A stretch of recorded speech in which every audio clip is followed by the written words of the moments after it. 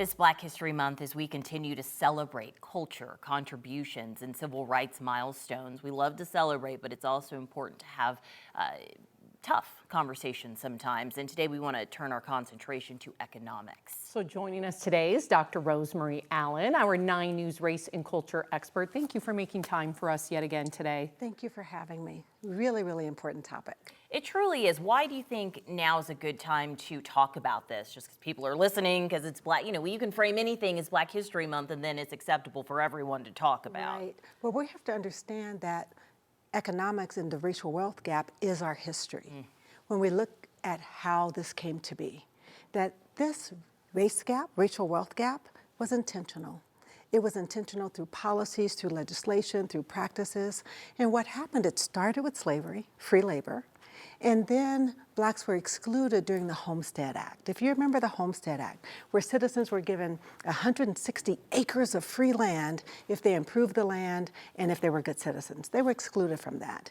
And then redlining where they intentionally drew a line around black communities, and it made it very hard for them to get loans or to get insurance on that. And then even today, when we think about racism and lending, racism and appraisals, it was very intentional. So Black History Month is a good time to talk about it, not only what happened in the past, what's happening now, and the corrections we have to make to keep it from happening in the future. And I just love when you speak, I learn so much from you, the educational aspect. So do you worry, considering all of these DEI rollbacks with our current administration, that wealth of information will somehow go away? It's going away, or they're trying to right now. It's really important that we continue to talk about this because you can't address what you don't acknowledge. And with the rollbacks with DEI and the erasure, people think that black people are intentionally not contributing and intentionally not participating in high wage jobs and positions. And what happens is when we don't know the history, then we blame the victims and we can't move forward. So yes, I'm really concerned about it because we know these things are still happening right now. My question is, if policy put us here, it feels like policy is going to have to be involved somewhere of, making some change. I mean, do you view it that way as well? Because I feel like you say the word reparations and people freak out, but at what point can policy step in and correct some of this? It must. What we have to understand is back then, race was used to create these policies, and now everyone wants to be colorblind. We cannot be colorblind with this. We have to accept the fact that these racial wealth gaps are racial, and the premise is racism. So what we have to do first is really, really look at policies around employment. We do have laws around equal pay, but are they being implemented?